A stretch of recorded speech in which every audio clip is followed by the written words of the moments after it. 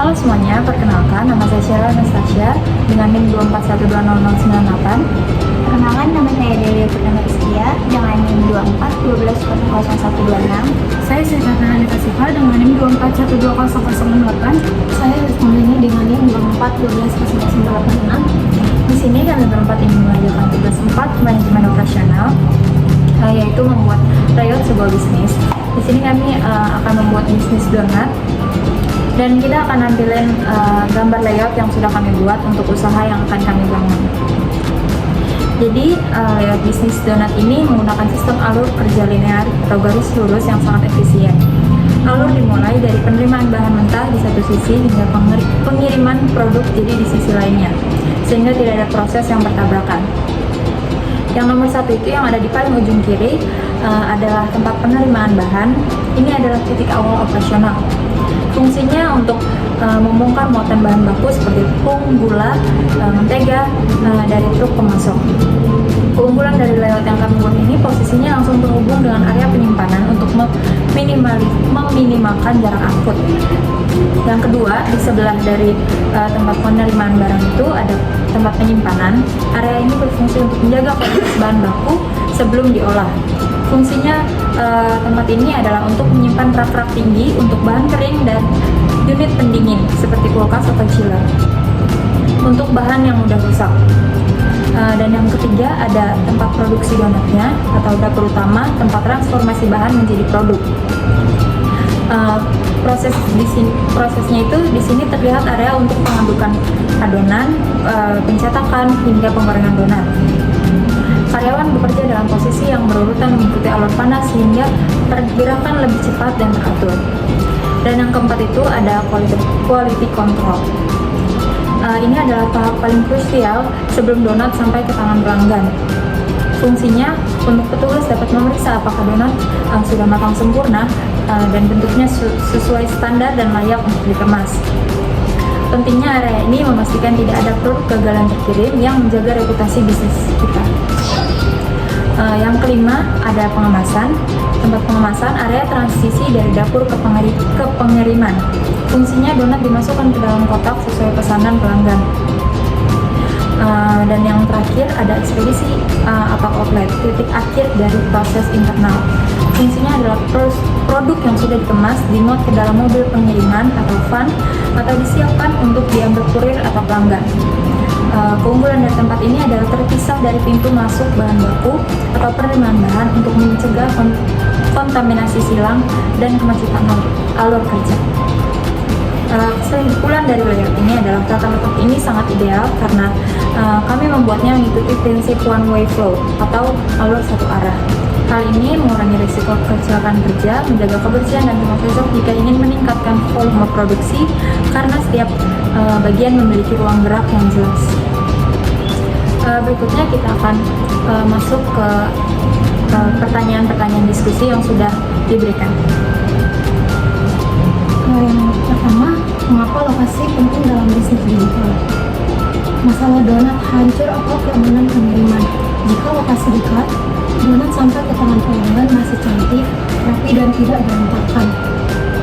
Yang berikut, jika lokasi jauh, risiko topping menempel di kotak atau donat banyak karena terguncang di motor itu sangat tinggi. Pelanggan akan kecewa jika donat yang mereka beli tidak sesuai foto di media sosial.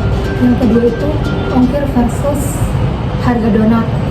Donat seringkali dibeli sebagai cemilan harian yang harganya terjangkau, misalnya 10 sampai 15 ribu per buah.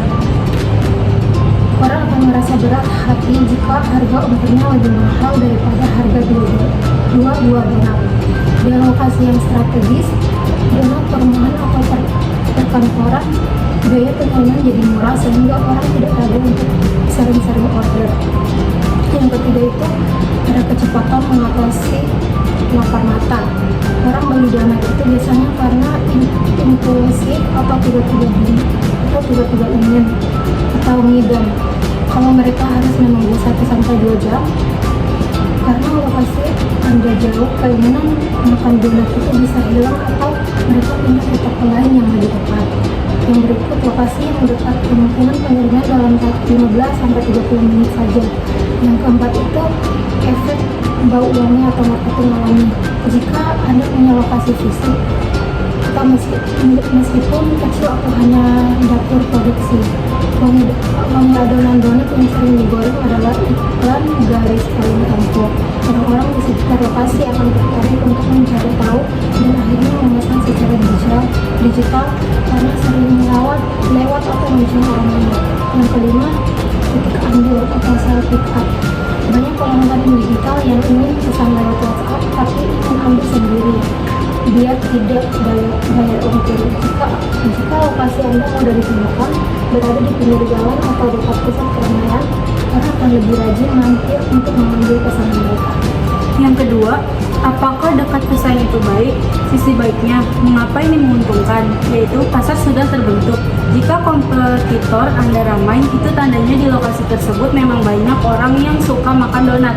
Anda tidak perlu repot-repot membuktikan bahwa orang di sana mau beli donat. Yang kedua, menumpang trafik. Orang yang datang ke toko sebelah untuk beli donat bisa saja menoleh ke toko Anda karena penasaran. Anda mendapatkan calon pembeli yang sudah dalam mode ingin makan donat. Yang ketiga, menjadi pusat donat. Sama seperti konsep sentra kuliner atau pasar. Ketika banyak penjual produk sejenis berkumpul, lokasi tersebut akan diingat orang sebagai tempat kalau mau cari donat. Sisi buruknya, apa risikonya?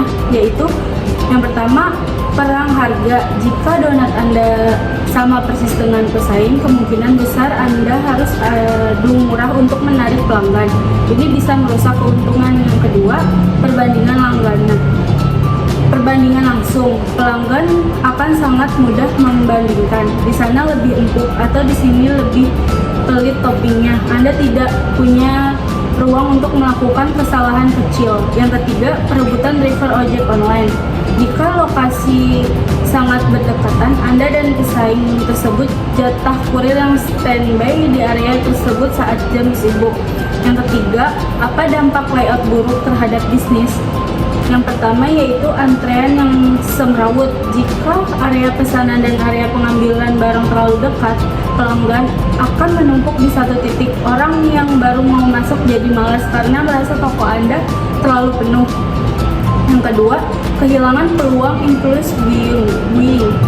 Layout yang baik biasanya menaruh produk tambahan seperti minuman dan donat kecil di dekat kasir. Jika layout buruk, orang hanya beli satu donat lalu langsung keluar tanpa melihat produk lainnya. Yang ketiga, efisiensi karyawan menurun. Jika posisi penggorengan donat jauh dari meja topping, karyawan akan kelelahan bolak-balik. Akibatnya, pelayanan jadi lama dan donat tidak cepat disajikan.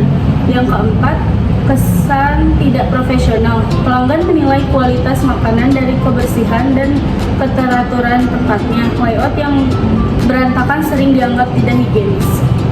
Lalu yang terakhir, haruskah UMKM berinvestasi pada gudang pintar? Jawabannya itu tergantung pada skala bisnis dan jenis produknya. Jadi, kapan UMKM tidak perlu gudang pintar? Yang pertama, jika kita baru memulai bisnis donat atau produk skala kecil lainnya, yang pertama itu ada biaya terlalu tinggi, yaitu alat otomatisasi seperti ban berjalan otomatis atau robot. Itu membutuhkan modal besar yang bisa digunakan untuk pemasaran. Yang kedua, volume barang sedikit. Jika stok masih bisa dihitung manual dalam 1-2 jam, teknologi canggih hanya akan menjadi pemborosan. Yang ketiga, produk tidak tahan lama. Untuk donat, stok biasanya habis dalam sehari, freshly made. Jadi, tidak perlu sistem penyimpanan yang rumit. Lalu, kapan UMKM harus mulai berinvestasi? Yang terjangkau. UMKM tidak perlu robot, tapi perlu software manajemen stok, yaitu inventory management system. Ini adalah langkah awal menuju gudang pintar yang sangat penting karena menghindari stok goib. Pernah ada pelanggan mau beli di GrabFood, tapi ternyata donatnya sudah habis di toko fisik. Sistem digital akan menyingkronkan stok secara otomatis. Jika stok di dapur habis, di aplikasi otomatis sold out. Yang kedua, memantau bahan baku yang kadaluarsa untuk bisnis makanan seperti donat. Sistem pintar sederhana bisa mengingatkan Anda, tepung ini harus dipakai dulu karena sudah mendekati tanggal kadaluarsa. Seperti sistem FIFO, first in, first out. Yang terakhir, mencegah kecurangan atau kehilangan tanpa pencatatan digital. Sulit mengetahui apakah bahan baku berkurang karena digunakan untuk produksi atau karena ada kebocoran seperti pencurian atau pemborosan. Sekian dari kelompok kami, kurang lebihnya mohon maaf. Terima kasih.